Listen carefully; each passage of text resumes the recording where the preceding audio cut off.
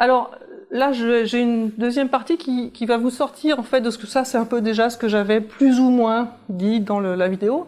Je propose un deuxième niveau de lecture qui est lié à une des questions que j'ai eues sur finalement le rôle de la recherche là-dedans, le rôle des instituts techniques, etc.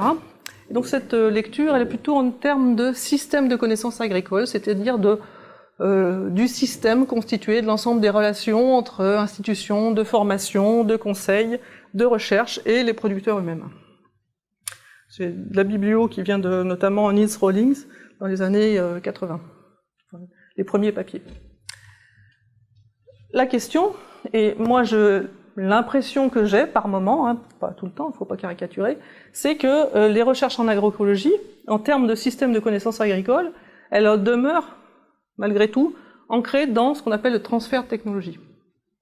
Et bien, ce transfert de technologie, ça a été le modèle de production et de gestion des connaissances qui a été accolé, mis au service de l'agriculture conventionnelle, avec un modèle très linéaire et descendant. Les chercheurs produisent des connaissances, les agents de développement sont un canal de diffusion vers les agriculteurs, et les agriculteurs sont censés finalement appliquer les innovations.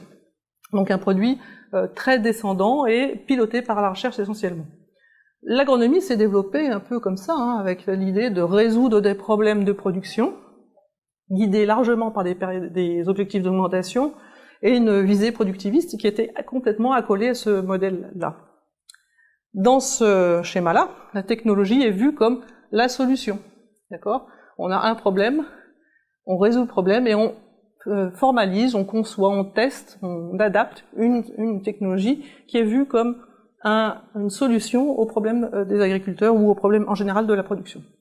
C'est très caricatural, hein, c'est-à-dire je sais bien que c'est pas exactement comme ça sur le terrain, c'est pour vous donner un peu l'idée de la philosophie générale qui a guidé quand même l'ensemble de ce système de connaissances agricoles et qui perdure.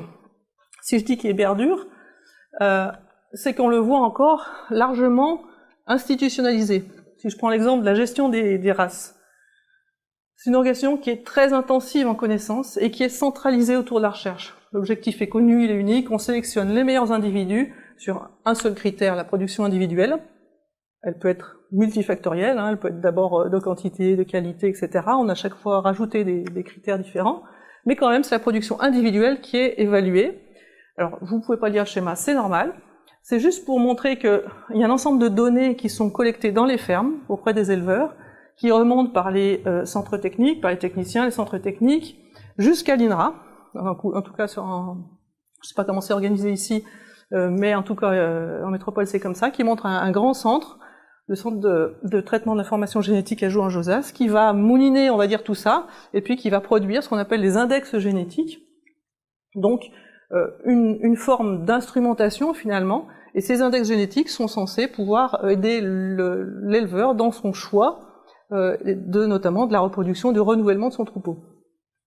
Donc on a quelque chose qui est très centralisé autour de la recherche, piloté par la recherche, dont les indicateurs et tous les instruments tels que contrôle laitier et puis assimilation artificielle sont aussi conçus par la recherche, donc quelque chose d'assez intensif en termes de production de connaissances, très instrumenté et très routinisé dans le sens où tous les ans on reproduit la même production de connaissances et de traitement de ces informations.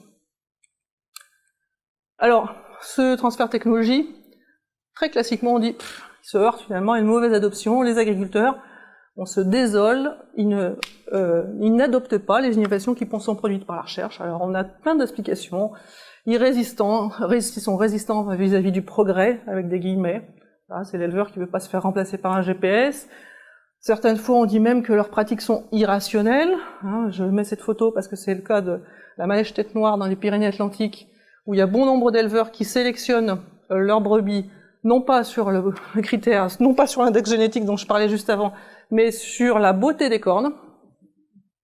Bah oui, c'est quand même ça qu'ils mettent en avant.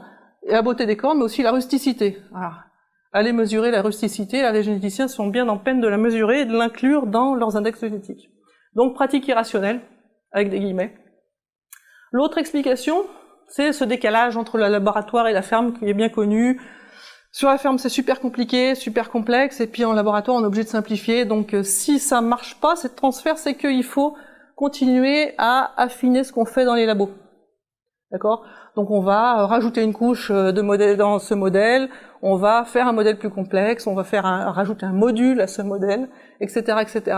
On va essayer de faire mieux notre recherche pour rapprocher la recherche du terrain. Toujours pareil, ce décalage, est-ce qu'il est toujours à considérer comme tel?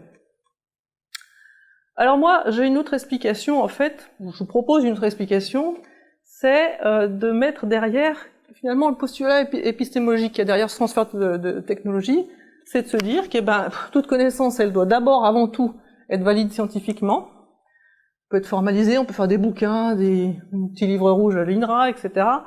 On peut l'opérationnaliser dans des outils, index génétiques, etc., indicateurs. Et puis, dans cette approche top-down, on va aller la diffuser et l'appliquer par les agriculteurs. Il reste toujours dans ce schéma que ce qui est pointé dans ce processus, c'est que toute connaissance doit être valide scientifiquement. D'accord ? Donc centré dans cette organisation autour de la recherche, mais aussi en termes épistémologiques, que la seule connaissance valide est la connaissance scientifique.